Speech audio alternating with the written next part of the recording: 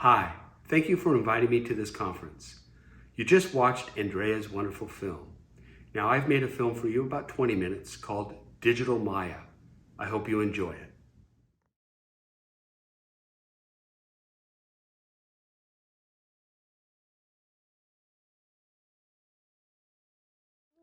The ancient Indian concept of Maya provides a deep insight into the nature of reality.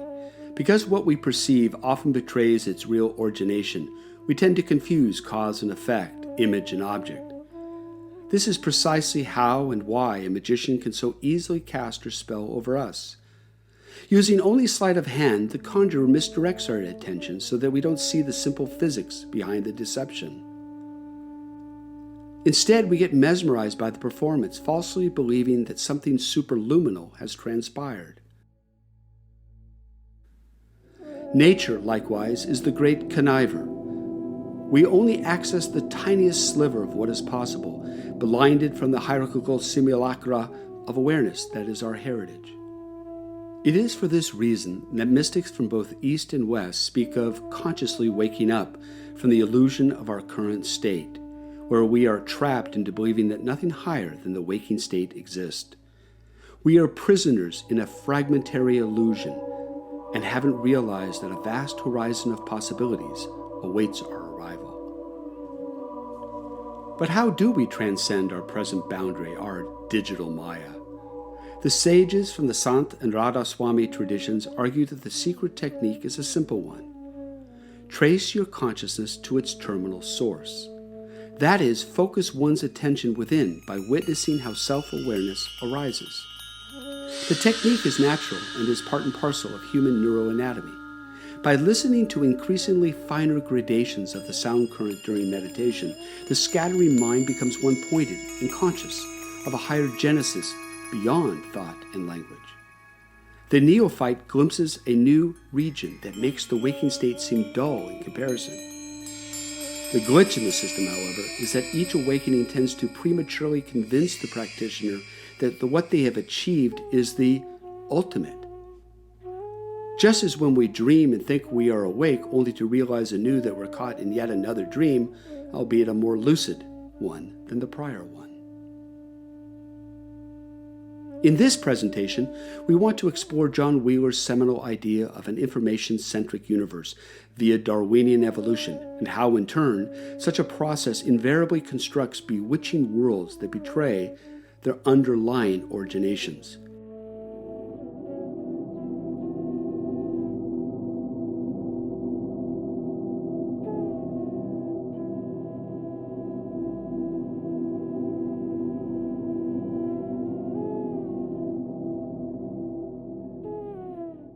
Specifically, we want to scientifically understand how Shabad Yoga provides a deeper insight into the scaffolding nature of consciousness by a cascading series of continual awakenings.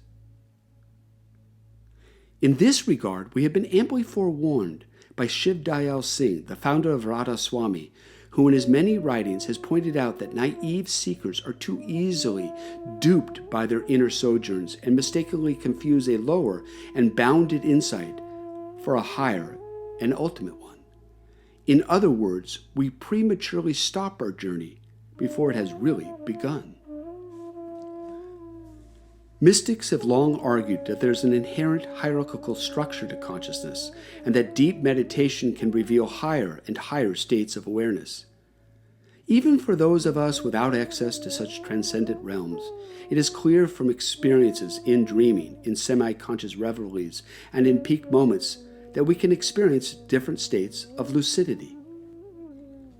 Yet each state of awareness is bounded by our sense of its relative certainty, what has also been known as the Chandin effect, so named after the late sage Baba Fakir Chand.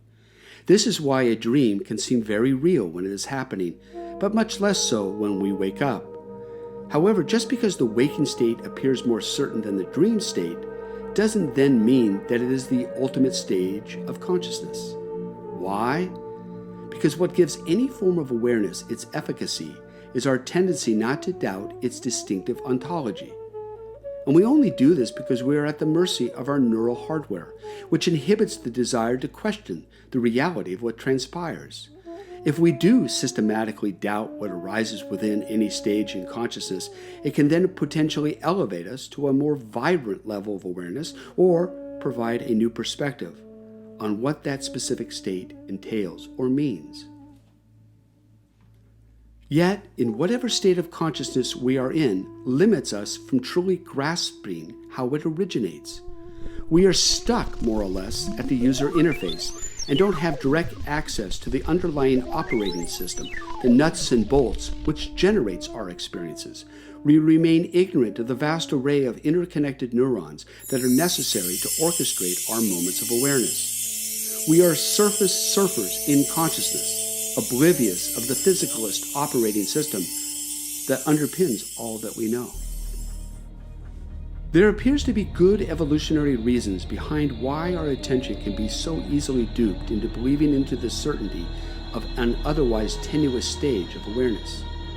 In order to survive within any particular realm and respond accordingly, we are prompted to take exterior perceptions seriously. This is, of course, obvious in the waking state, where any participant that only believes that the oncoming train is a phantom ends up severely injured or, more likely, dead. Interestingly, the same also holds true to a large extent while we dream. What feels real is real, at least to the extent that we believe it so. Hence, we fight, we mate, we resist, we converse with all sorts of dream characters. We even run away from frightening apparitions in fear of getting hurt or being killed. Only later, when rising from sleep, do we dismiss such actions as illusory.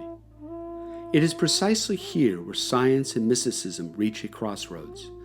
Mystics in the Sant and Radha Swami tradition have long argued that there are superluminal states of consciousness beyond the rational mind.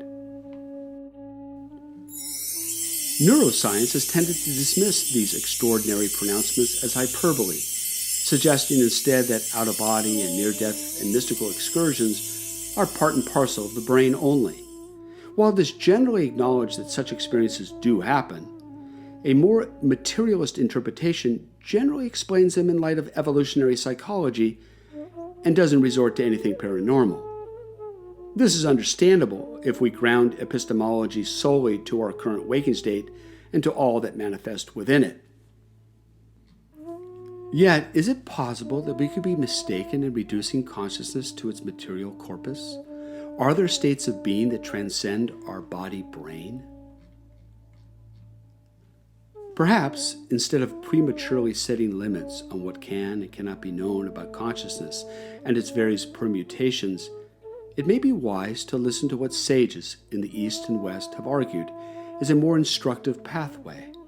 This is the way of meditation, where we focus our attention on the source from which consciousness arises within. This first-person exploration doesn't exclude third-person analysis as such, but rather gives primacy to the very subjective experience we are trying to understand. But even here, we must be doubly circumspect, since we can too easily be fooled, confusing a cause for an effect and an image for a real object. Like physicists, chemists, and biologists who are wary in making any final conclusions, we must be highly cautious of how we interpret subjective phenomena, lest we get tricked into making hasty conclusions by the overwhelming luminosity of what we experience. The mystic must be a skeptic. This may at first seem odd, since religious pursuits are usually defined by faith and belief, but genuine mysticism, as we are defining it in this context, is the scientific inquiry into the essence of consciousness itself. Because of this, the mystic must, by dint of his or her practice, be on guard not to be deceived by what may appear to be true at first sighting. The observant naturalist shouldn't confuse glittering sand on the beach as gold, simply because it appears golden. So too, the spiritual inquirer must be careful not to be misled by visionary apparitions. Ancient yogis didn't have the language we have today to neurologically pinpoint what they knew to be true, that nature is a beguiler. Take, for instance, many in the tech world today believe the simulation hypothesis and consider it seriously. The idea that all that exists may be the result of artificial intelligence coupled with immense computational power. In other words, the world is an illusion generated by an underlying or a series of underlying algorithms of unimaginable complexity. Yet what the simulation hypothesis and the ancient Indian concept of Maya have in common is definitional, that which betrays its real origination. We don't see reality as it is, only as it is parsed out to us, and even then, we only see the user interface, the appearance, and not the elemental operating system. We are quite literally in Plato's cave, even if it is now fabricated with advanced technological materials. So in this almost never-ending hall of mirrors, the way to get access to a deeper sense or deeper view of reality is to alter our frame of reference. In physics, we did this by exploring what our senses unaided could not.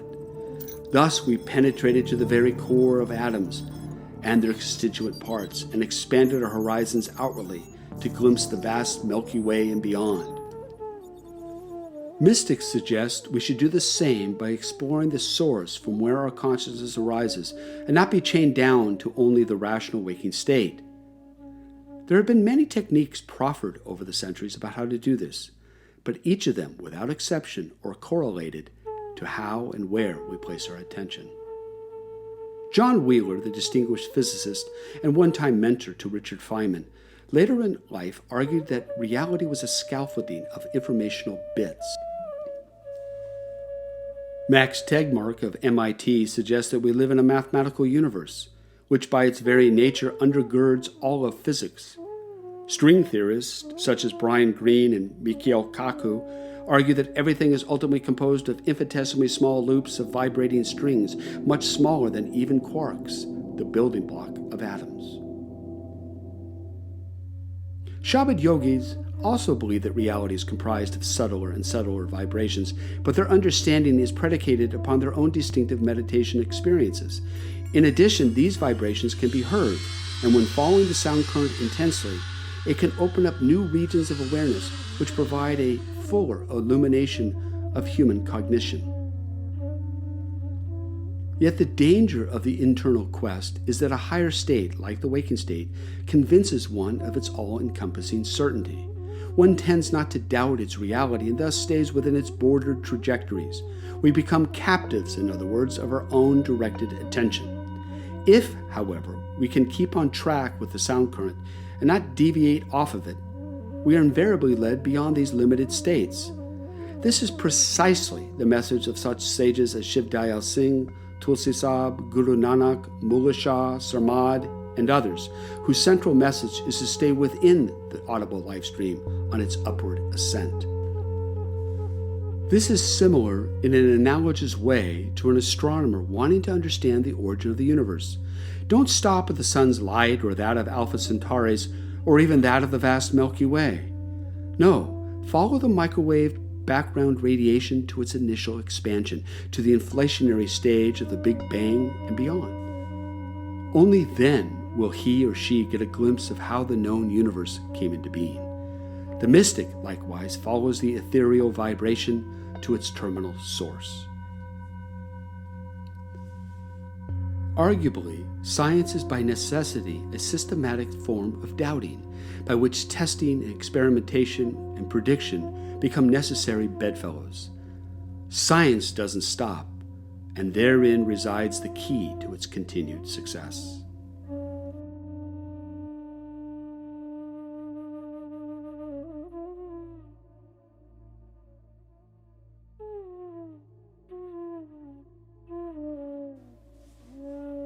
In a very real sense, in order to even commence on an inner journey of meditation, particularly one grounded in Shabad Yoga, one must doubt that the waking rational mind is the pinnacle of human awareness. That very doubt can then prompt one to explore avenues that lead beyond what is regarded as the normal range of human cognition. The central idea is to wake up. But in so doing, it must be understood that one should not expect an all-encompassing, singular awakening. To the contrary, advanced meditators in the Sant and Radhaswami tradition have pointed out that there is an ascending series of such awakenings, and that one should be cautious not to be lulled into a permanent cul-de-sac of one's own imagination. This is perhaps best illustrated by the 5 and 8 plane cosmology common in Radhaswami literature, where the aspirant is told beforehand that there are many intermediate regions along the path. The key is not to get entrapped into believing that one has achieved the ultimate. The Vedantic notion of nete, not this, not that, is applicable here, since it drives home the point that whatever appears is not the truth itself, since that truth is unconditioned.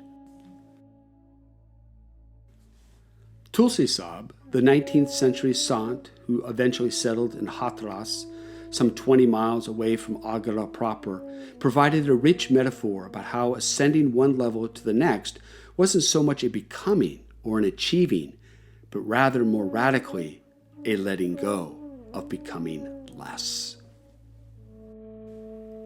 Donald Hoffman, the cognitive psychologist at UC Irvine, suggests that evolution has shaped us not to see reality as it is, since evolution blinds us from all that is unnecessary for our survival.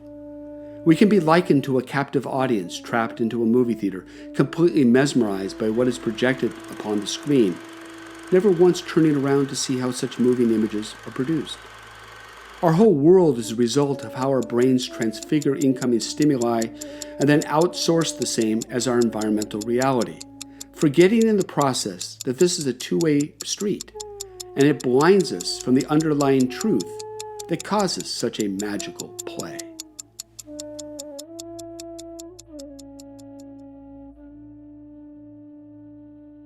So, Shabad Yoga is a way to question the boundaries of a given state of awareness and open one up to a new field of experience.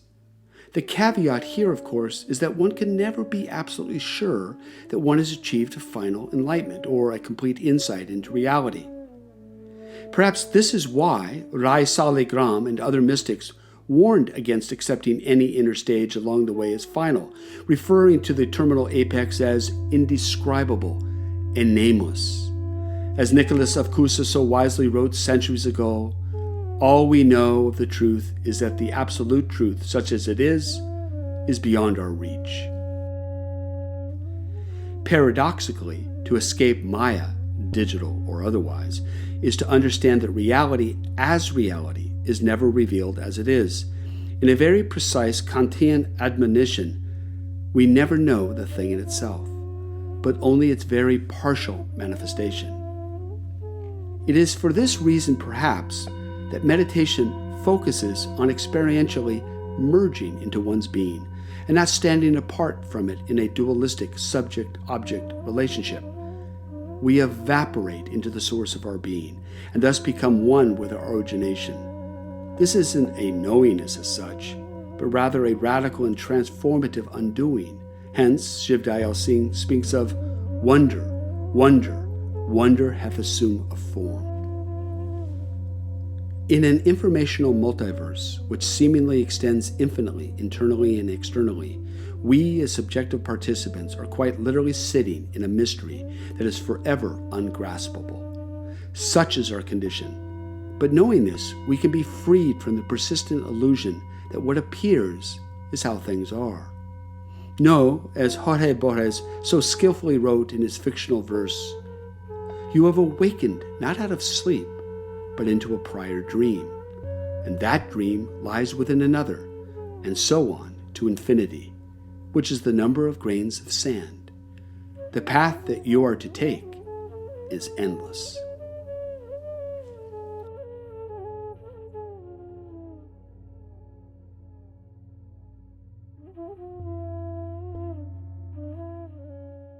Thank you for watching my film, and thank you for watching Andrea's film. I wanted to mention that we created a special website for this conference, which includes a series of books that are free as downloadable PDFs. That includes a book called Digital Teleportation and another book called Virtual Philosophy. I also wanted to mention that just recently We have published a book through Cambridge University Press called The Sound Current Tradition, which I think you might enjoy. Thanks again